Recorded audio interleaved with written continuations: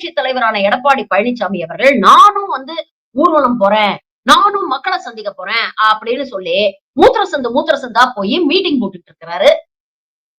அதனால ஏதாவது ஒரு டிராக்ஷன் ஏற்பட்டுதா? இவரும் எனக்கு தெரிஞ்சு 1.5 மாசமா இவர் போறாரு. எங்கேயாவது ஏதாவது ஒரு தாக்கம் இவர் பேசின பேச்சுனால மக்கள் கிட்ட ஏற்பட்டுதா சொல்லுங்க? அந்த அளவுக்கு செல்ஃப் எடுக்காம போயிடுச்சு இந்த சுந்தரா டிராவல்ஸ். அப்படிப்பட்ட எடப்பாடி பழனிசாமி நேத்துக்கு பெரியசாமி அவர்கள் வீட்டுல இடி ரெய்டு வருது அப்படின்னு மேடையில முதல்வரை மிரட்டுறாரு. பாருங்க, இனி வரும் நாட்களில் இது போன்ற இடி ரெய்டுகள் ஏராளமாக வரும். அதிமுக ஆட்சிக்கு வந்ததுக்கு அப்புறம் இந்த ஊழல் டிஎம்கே ஆட்சிக்கு நாங்க ஒரு முடிவு கட்டுவோம், நடவடிக்கை எடுப்போம்.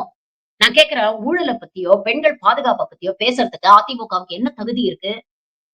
ஊழல் குற்றச்சாட்டுல குற்றம் சாட்டப்பட்டு குற்றவாளி என்று நிரூபிக்கப்பட்டு ஜெயிலுக்கு போனவங்க தானே உங்க தலைவர். அப்படிப்பட்ட தலைவர் மீது ஒரு குற்றம் சொல்லிட்டாங்கன்னு தர்மபுரியில 3 பெண்களை உயிரோடு எரிச்சு கொண்ட கூட்டம் தானே நீங்க. பொள்ளாச்சி வழக்குல 200க்கும் மேற்பட்ட பாதிக்கப்பட்ட பெண்களுடைய பக்கம் நிக்காம அந்த பாலியல் பொறுக்கிகளுக்கு ஆதரவாக நின்ன கூட்டம் தானே நீங்க. உங்களுக்கு எல்லாம் ஊழலை பத்தியோ இல்ல பெண்களுடைய பாதுகாப்பை பத்தியோ பேசுறதுக்கு என்ன தகுதி இருக்கு? ஓட்டு திருடனோட சேர்ந்து இந்த நோட்டு திருடனும் இங்க இருக்கக்கூடிய ஆட்சியை மிரட்டுறாங்க. யார வச்சு? ஈடிங்கிற இன்னொரு அட்டகத்தையே வச்சு. சரி, ஈடியோட வரலாறு என்ன அப்படின்னு நீங்க பாத்தீங்கன்னா, கடந்த 2014ஆம் ஆண்டுக்கு முன்னால காங்கிரஸ் ஆட்சியில இருக்கும்போது மொத்தம் 112 ரெய்டு தான் நடத்திருக்காங்க.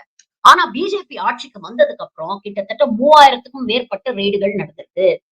இதுல 90% ரெய்டுகள் எதிர்க்கட்சி தலைவர்கள் மீது நடந்திருக்கு. சரி, நாங்க தான் ஊழலை ஒழிக்க வந்துட்டோம், நான் காவுங்க நான் கானே துங்கா அப்படின்னு மோடி பேசுறாருல.